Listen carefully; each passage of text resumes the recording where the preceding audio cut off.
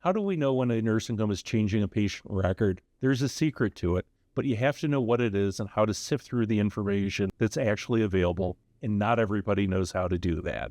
My name is Barry Doyle, and I'm a lawyer handling nursing home abuse and neglect cases throughout the state of Illinois. The vast majority of nursing homes use electronic medical records these days. The most common one is called point-click care, but there are others that are in use. And whatever the exact system is that's being used, they all have one feature in common, and that's called an audit trail. An audit trail is a feature of the software that tracks who's been in a patient's medical record, where they've been in the medical record, and what they've done with the medical record. It's part of the back end of the software. Think about when you go to a doctor's office and then tech comes into the room and goes over your basic information and takes your vital signs. The tech has a unique login and password for the software, and as she goes through the screens and makes changes, the software is generating a record of what she looked at and the changes she made to your record. When the doctor comes in, what happens? Same thing. Doctor logs in using his username and password, does an exam, and makes his notes. On the back end, the software is recording what he looked at and the changes he made. When you leave, there's a permanent record of who accessed what parts of your medical record and what changes were made.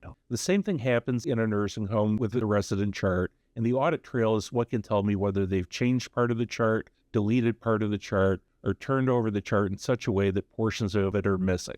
Dealing with an audit trail is not a mission for dabblers. You have to know to ask for it, and not just to ask for it, but to get it in a format you can use it. Usually it comes as an Excel sheet with thousands upon thousands of lines. Every time someone went into your mother's chart, a new line was created. Take that over weeks or months and people in the chart 3 shifts a day. You can see how this becomes a huge volume of information. If you don't know how to get through it, it's a huge mass of gobbledygook. In one recent case we handled, we knew that the chart produced by the defendant was incomplete. We knew it was incomplete because the nursing home had been cited by the Illinois Department of Public Health, and there were things described in the IDPH citation as being in the chart that weren't in the chart we had. What we didn't know is how much else was supposed to be in the chart that wasn't there. Once we had the audit trail, we could actually see what was missing, and there was a lot more. And we were able to go to court and get an order so that we got a chart that was complete and in a usable format. And we can use that version of the chart to prove our case. Dealing with an audit trail isn't something for dabblers, but it can unlock your whole case. And if you thought that was interesting,